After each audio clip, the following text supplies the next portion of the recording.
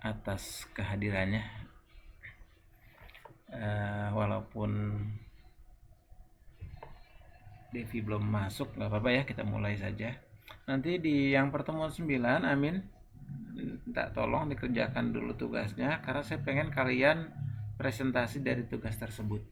Nanti kalau memang ada yang nggak jelas, saya bisa contohkan dari yang kelas pagi yang sudah mengerjakan. Nanti bisa saya kasih contohnya lah, gampangnya gitu.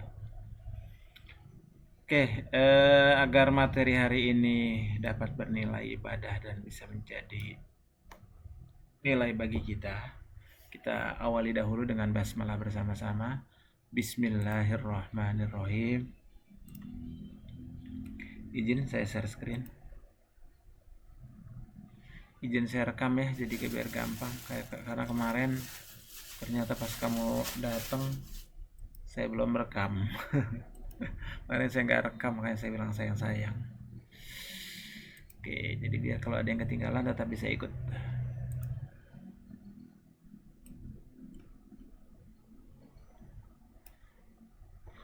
Oke, hari ini materi saya tentang langkah-langkah pengembangan bisnis berbasis sistem informasi dan teknologi informasi.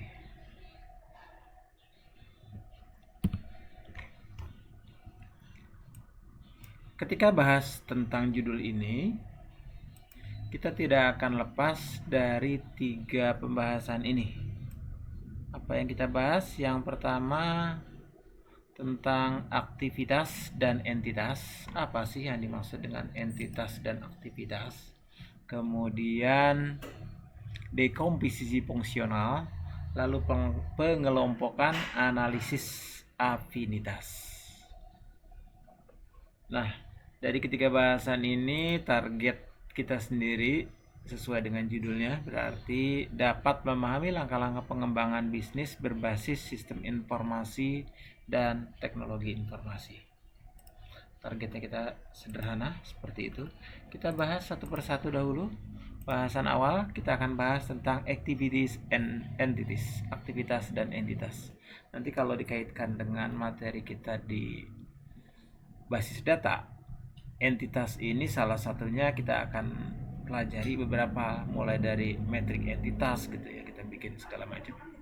Kita bahas tentang pengertian-pengertiannya terlebih dahulu. Izin kalau misalkan nanti ada yang nggak jelas, boleh langsung tanyakan, boleh di grup, boleh di sini, boleh di chat.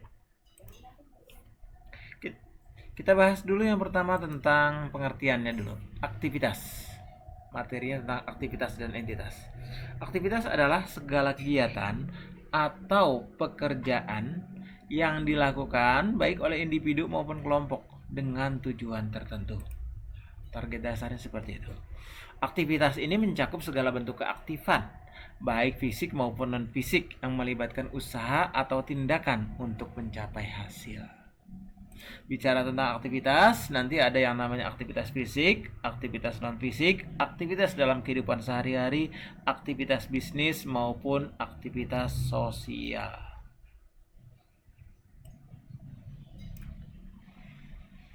Untuk aktivitas fisik contohnya olahraga, berjalan kaki, bersepeda. Aktivitas non-fisik contohnya belajar, membaca, berpikir, berkegiatan lainnya. Aktivitas sehari-hari, semua hal yang kita lakukan mulai dari bangun tidur, sarapan, bekerja hingga tidur kembali. Aktivitas bisnis, segala aktivitas yang kita lakukan untuk dalam satu organisasi atau perusahaan untuk mencapai tujuan bisnis seperti produksi, pemasaran, atau layanan pelanggan. Aktivitas sosial, segala kegiatan yang melibatkan interaksi dengan orang lain, mulai dari pertemuan sosial, kegiatan sosial kemasyarakatan, atau partisipasi dalam organisasi masyarakat. Itu yang dimaksud dengan aktivitas. Kita lanjutkan dengan entitasnya. Kemudian, apa sih yang dimaksud dengan entitas? Bicara tentang entitas, entitas adalah satu objek yang didefinisikan sebagai sesuatu yang penting atau core-nya atau intinya. Intinya inti, core-nya yang kita lakukan. Contoh fisik entitas yang berupa entitas bersifat fisik seperti pegawai, guru,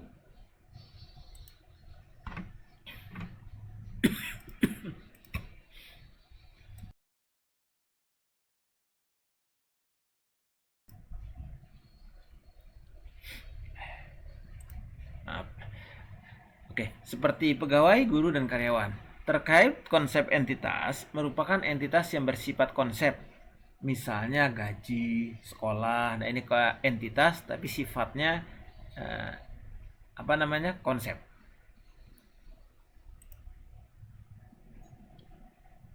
Entitas merupakan satu objek yang keberadaannya dapat dibedakan terhadap objek lain. Entitas dapat berupa orang, benda, tempat, kejadian, ataupun konsep. Sejumlah entitas memiliki sejumlah atribut. Kalau dalam bahasa database, yang dimaksud entitas ini adalah tabelnya. Dan nanti bicara tentang entitas memiliki sejumlah atribut. Atribut ini kolomnya atau fieldnya.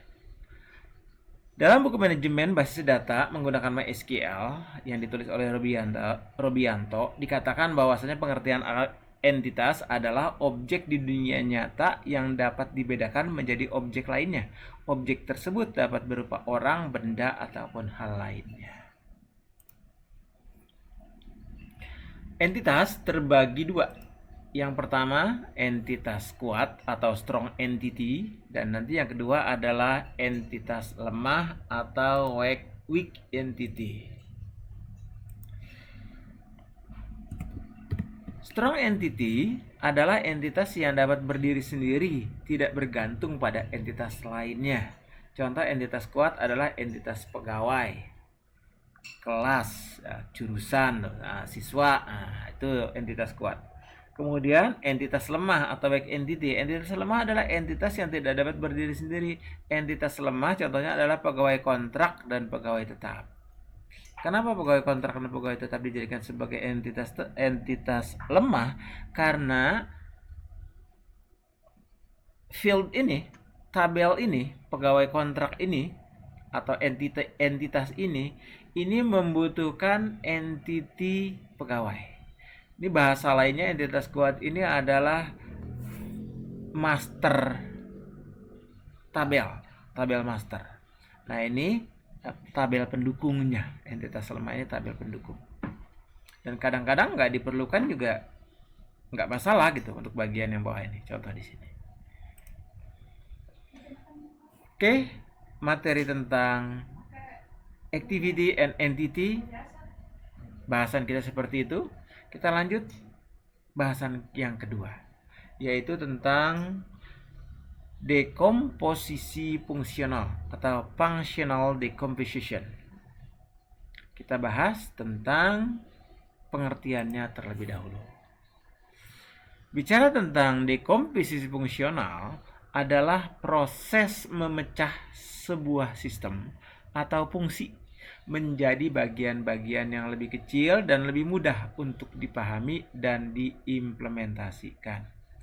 Proses ini membantu dalam menyederhanakan masalah kompleks dan mempermudah proses pemecahan masalah. Dalam konteks pemrograman, dekomposisi fungsional berarti memecah program besar menjadi subprogram atau fungsi yang lebih kecil.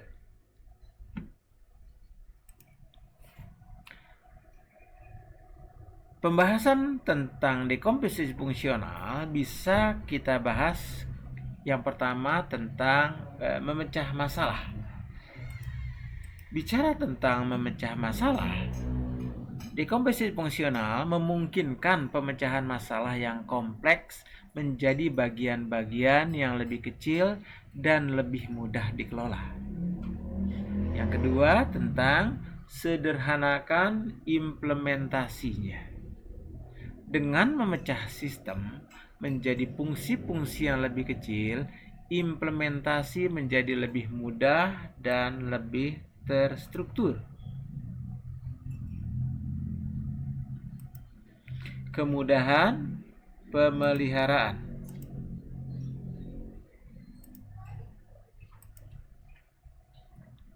Dekomposisi fungsional memudahkan pemeliharaan dan perbaikan sistem karena bagian-bagian yang lebih kecil mudah untuk diidentifikasi dan diubah. Kemudian untuk penerapan yang luas, dekomposisi fungsional digunakan dalam berbagai bidang, termasuk pengembangan perangkat lunak, analisis sistem, dan bahkan dalam pemecahan masalah bisnis. Nah, bagian inilah yang bahasan utama kita. Dekomposisi fungsional untuk pemecahan masalah bisnis. Kalau kita berikan contohnya ya. Contoh sederhana dekomposisi fungsional dalam pemrograman adalah memecah fungsi yang menghitung luas persegi panjang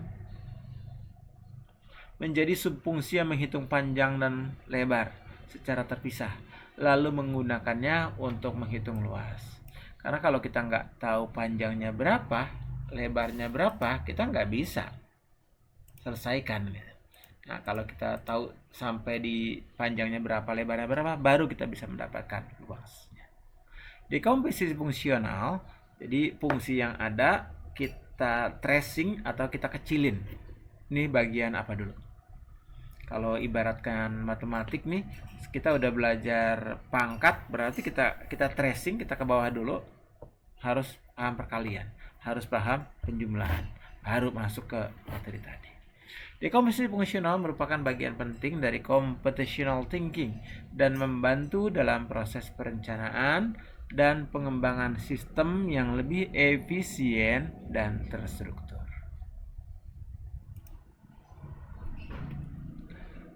Dalam database, ketika kita bicara tentang dekomposisi fungsional, pertama kita siapkan dahulu yang besarnya dulu nih, DFD konteksnya dulu yang kita bikin, ya, diagram konteksnya yang kita siapkan.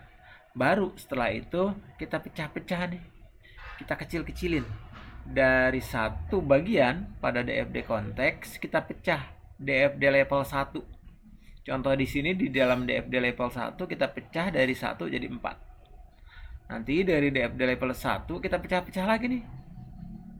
Kalau contoh di sini dari DFD level 1-nya dipecah jadi 2, 3. Ada sekitar 13 di DFD level 2. Bisa jadi kalau kita mau pecah lagi nanti ada DFD level 3 dan seterusnya.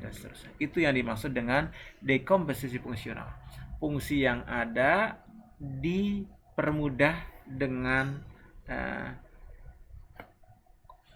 fungsi sebelumnya. Kalau bicara tentang integral berarti kita ke bawahnya dulu, sebelumnya dulu. Bahasan ketiga kita tentang affinity analysis clustering, pengelompokan analisa afinitas. Atau kita sebut aja nanti affinity analysis.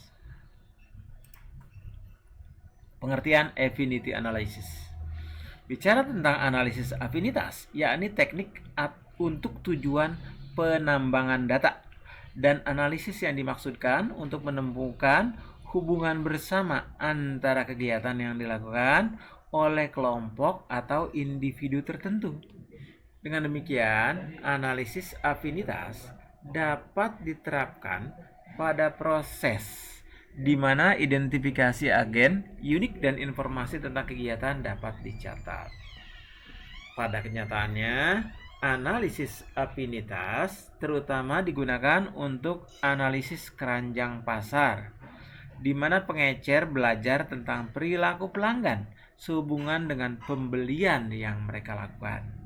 Nih, kalau yang orang dari daerah, misalkan dari desa, biasanya belanjanya apa saja. Misalkan orang sekitar sini belanjanya apa saja. Jadi si penjual ini ngebaca perilaku pelanggan tuh kayak gimana.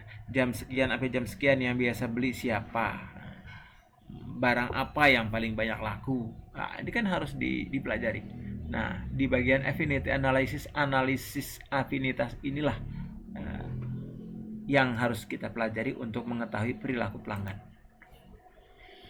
Analisis afinitas digunakan untuk mempelajari pola dan perilaku pada pelanggan untuk menentukan tautan dalam pembelian. Link yang kita siapin beda lagi gitu. Pembelian yang kita lakukan beda lagi. Kita sesuaikan. Contoh paling mendasar dari hal ini yakni sampo dan conditioner. Sementara kedua item ini berbeda satu sama lain, pembeli membuat koneksi di antara mereka karena kebetulan digunakan pada saat yang sama. Langkah pertama dalam analisis afinitas yakni mengidentifikasi subjek yang dapat didefinisikan pada kondisi-kondisi tertentu. Langkah selanjutnya yakni mengamati kemudian mencatat kebiasaan subjek ini. Pada perekaman, pola tertentu mulai muncul yang dapat digunakan untuk membuat koneksi. Analisis afinitas sebagian besar digunakan dalam pemasaran dan sosiologi untuk memahami koneksi yang mendasari antara peristiwa yang terhubung tetapi tidak terkait langsung. Misalnya nih, kalau habis gajian, banyakkan orang belanja gitu. Nah, itu juga jadi dilihat. Ada yang belanjanya misalnya di tanggal 25, ada juga yang misalnya di tanggal 30, ada yang di tanggal 1, kan tergantung perusahaannya memberikan gajiannya dia. Sebagaimana yang sudah kita lihat di atas, istilah ini merupakan salah satu dari kumpulan kamus, akronim, istilah, jargon, atau terminologi dalam bidang teknologi yang diawali dengan abjad atau awalan A, serta merupakan terms yang terkait dengan data management. Oke, demikian untuk materi pada pertemuan kali ini. Jika ada yang mau ditanyakan, saya persilakan. Amin. Masih mantau?